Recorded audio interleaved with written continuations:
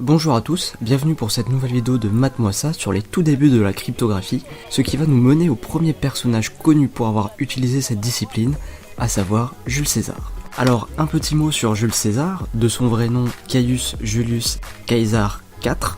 C'est l'occasion de rappeler que Jules, contrairement à ce que l'on pourrait penser, n'est pas le prénom de Jules César, c'est en réalité son nom de famille, et César correspond en réalité à un surnom que Jules César a gardé. D'ailleurs, pour information, César est à l'origine du mot Kaiser en allemand et du mot Tsar en russe. Quelques éléments biographiques le concernant. Il est né à Rome en 100 avant notre ère, ce qui est une date assez simple à retenir. Il devient consul de Rome en -59. Il sera le grand chef de la guerre des Gaules, qui se finira en -52 avec la bataille décisive d'Alésia. Il reviendra à Rome, chassera son rival Pompée et deviendra dictateur de Rome. Il interviendra en Égypte dans le conflit qui opposera Ptolémée XIII et sa sœur, la fameuse Cléopâtre, et comme vous le savez, il aura une aventure avec elle. Enfin, sa fin viendra en -44, où il sera assassiné par un groupe de sénateurs dont fera partie son fils adoptif, Brutus. Alors bien sûr, s'il y a dans la salle des Master Histoire et que vous voyez des petites imprécisions dans ce que j'ai dit, n'hésitez pas à intervenir en commentaire. Alors rentrons dans le vif du sujet. Il y a un érudit qui vivait entre le 1er et le 2e siècle, Suétone, et Suétone a écrit La vie des 12 Césars, qui est une biographie des 12 Césars, et le premier d'entre eux n'est autre que Jules César. Et voici ce que Suétone raconte dans son ouvrage. Il dit en parlant de Jules César, il y employait pour les choses tout à fait secrètes une espèce de chiffre qui en rendait le sens inintelligible, et qui consistait, je le dis pour ceux qui voudront les déchiffrer, à changer le rang des lettres dans l'alphabet, en écrivant la 4e pour la première, c'est-à-dire le D pour le A, et ainsi de suite. Donc ce que nous dit Suétone, c'est qu'il y a en fait un alphabet de référence, et on a un alphabet avec lequel on va écrire notre message codé.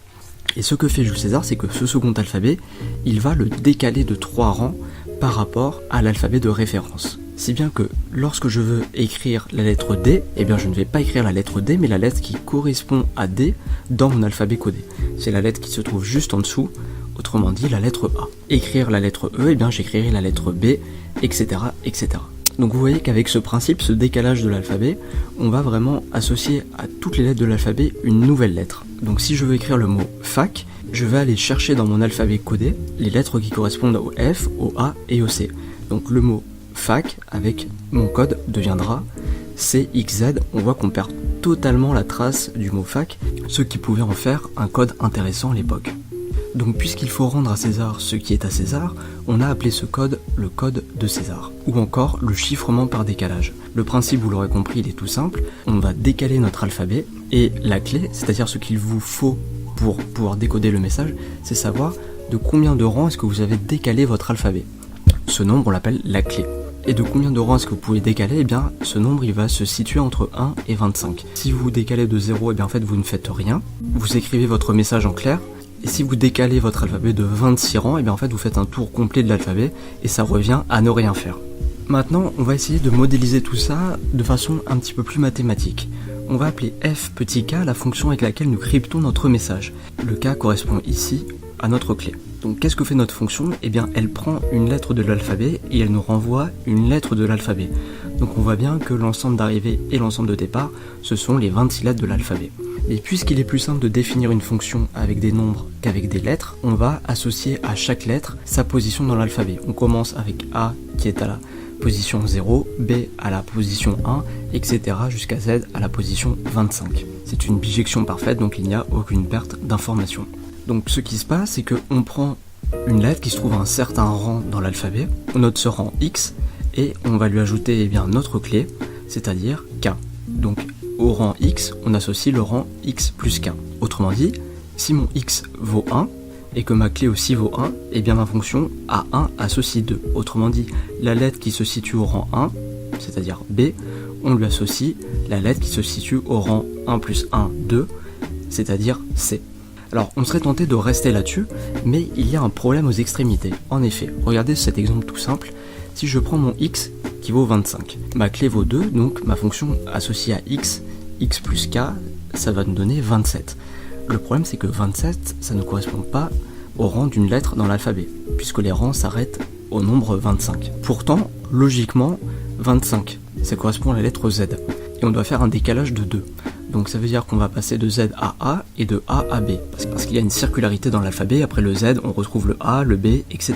Donc nous, ce qu'on aimerait, c'est qu'on a le rang 24, le rang 25, et quand on passe au rang 26, on aimerait que ce soit associé au rang 0, et ainsi de suite. Quand on a 27, on aimerait que ce soit associé au rang 1, 28 au rang 2, et on continue comme ça avec le même principe. Ce qui fait que quand on aura 27, eh bien on retombe sur le rang 1, et le rang 1, ça nous redonne bien la lettre B. Donc on reste logique avec ce qu'on avait écrit tout à l'heure. Donc quel est le lien qui unit 27 et 1 ? Eh bien il se trouve que 1, c'est le reste de la division euclidienne de 27 par 26. On dit alors que 27 est congru à 1 modulo 26. Alors on aura bien entendu l'occasion de revenir plus en détail sur la notion de modulo en mathématiques dans une prochaine vidéo. Mais donc ce qu'il faut retenir, c'est qu'en fait, notre fonction, elle associe à x plus k si x plus k est inférieur à 26, et si x plus k est supérieur à 26, alors on associe à x le reste de la division euclidienne de x plus k par 26. Maintenant, on va s'intéresser à comment casser le code de César. Donc là, il faut bien comprendre qu'on n'est plus du côté de César, on est contre lui. Imaginez que César, il envoie par la poste un courrier contenant un code secret à un de ses alliés qui se trouve à Rome. Sauf que, manque de bol pour lui, vous vous trouvez derrière la boîte aux lettres et vous interceptez son message. Vous ouvrez le courrier et vous voyez cette phrase manifestement codée, et on va maintenant chercher à casser ce code. Alors si on remonte l'histoire, César a commencé par écrire sa phrase de manière normale. Chaque lettre est représentée par une petite pastille bleue et notre but ça va être de savoir à quoi correspondent chacune de ces lettres. Ensuite chacune de ces lettres, il les a décalées de 40. Et en faisant cela, on obtient le message qu'il y a écrit sur le parchemin, donc le message codé que vous voyez ici en bleu plus foncé. Et chose très importante, on sait que le nombre de décalages qu'il a fait se trouve strictement entre 0 et 26. Autrement dit, k est soit égal à 1, 2, 3, 4, 5, etc. jusqu'à 25. Donc si le message codé s'obtient en ajoutant 40 aux lettres du message en clair, eh bien les lettres du message en clair s'obtiennent en enlevant 40 aux lettres du message codé. Et comme on sait que k est un nombre qui se trouve entre 1 et 25, eh bien on a juste à essayer toutes les combinaisons possibles. Donc on va commencer dans un premier temps par retrancher un rang à toutes les lettres du message codé. On voit bien qu'on enlève 1 à n, ça nous donne m, et on fait la même chose pour toutes les lettres restantes. Donc le message en clair que l'on obtient n'a clairement aucun sens, donc il nous faut continuer à chercher. On essaye maintenant en décalant toutes les lettres de 2 rangs. Donc on voit bien qu'on passe de n à l. Encore une fois, aucun sens, on continue à chercher. Et on va trouver qu'en enlevant 4 rangs à toutes les lettres du message codé, on obtient la phrase « Je sais qui a tué Kennedy ». Donc vous le voyez, c'est un défaut majeur du code de César. Comme il n'y a que 25 clés possibles, il vous suffit de tester les clés l'une après l'autre, et il y a bien un moment où vous trouverez la bonne clé qui vous permettra d'obtenir le message en clair. Donc c'est une méthode un petit peu brutale, mais qui est tout à fait efficace pour casser le code. Nous allons voir maintenant une méthode peut-être un petit peu plus subtile, qui est due à une propriété du code de César que nous allons mettre en lumière maintenant. Regardez, dans le message en clair, nous avons 2 A. Et on sait que pour avoir la lettre qui correspond à A dans le message codé, on ajoute 4 rangs à A, ce qui nous permet d'obtenir E.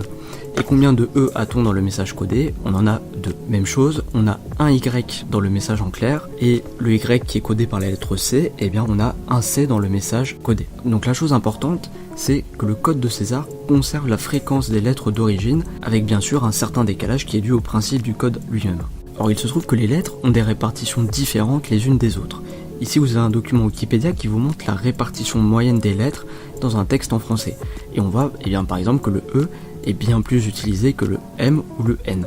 D'ailleurs, une petite parenthèse, j'ai voulu challenger cette répartition et j'ai donc compté les lettres dans un texte majeur de l'histoire de l'humanité, à savoir le manuel d'utilisation du lave-linge Samsung EcoBubble. Et voici la répartition que j'obtiens. Donc en bleu vous avez la source Wikipédia et en orange la répartition que j'obtiens à partir de ce document, et on voit que les deux répartitions sont vraiment très identiques et donc l'ordre des lettres les plus utilisées est sensiblement le même. Donc morale de l'histoire, on peut faire confiance à Wikipédia. Et aussi ce qu'il faut retenir donc de cette répartition moyenne des lettres, c'est que la lettre la plus présente dans le message codé, elle a de grandes chances de correspondre à la lettre E en clair. Pour bien comprendre, reprenons notre exemple. Dans mon message codé, la lettre la plus présente est la lettre I. En effet, mon message comporte 20 caractères et je retrouve 4 fois la lettre I, ce qui me fait environ 20%. Donc si je récapitule, I est la lettre la plus présente dans mon message et elle a une fréquence d'apparition de 20%. Ça me fait étrangement penser à la lettre E qui dans un texte moyen est la plus présente et a une fréquence d'apparition de 18%. Donc je peux très bien faire l'hypothèse que la lettre I dans mon message crypté correspond en réalité à la lettre E dans mon message décrypté. Et pour avoir les correspondances, eh bien il me suffit de continuer l'alphabet dans la mesure où le code de César se construit par un simple décalage. Donc il se trouve dans notre exemple qu'on a eu de la chance et que tout marche bien, donc on arrivera à partir de cette hypothèse à bien retrouver le message en clair « je sais qui a tué Kennedy ». Il faut cependant noter que si le message codé est très court, il a des chances de ne pas respecter la répartition moyenne des lettres. Autrement dit, ce ne sera peut-être pas la lettre E qui sera la plus présente. Donc dans ce cas-là, il sera peut-être plus simple de faire la première méthode en cherchant directement la clé qu'on a utilisée. En conclusion, pourquoi le code de César est-il intéressant ? Eh bien premièrement, du fait du cadre historique dans lequel il s'inscrit. Il a été utilisé par l'un des personnages les plus importants de l'histoire, ce qui est un point important. Aussi, il est très simple à comprendre. Comment est-ce qu'on crypte un message avec le code de César et comment est-ce qu'on peut le décrypter est compréhensible par le plus grand nombre, ce qui en fait une excellente introduction à la cryptographie. J'espère, chers amis, que cette première vidéo sur la cryptographie vous a plu. N'hésitez pas à me dire si vous voulez qu'on continue cette série. En attendant, je vous encourage bien sûr à vous abonner, à mettre un pouce bleu et à partager cette vidéo. Et je vous dis à très bientôt.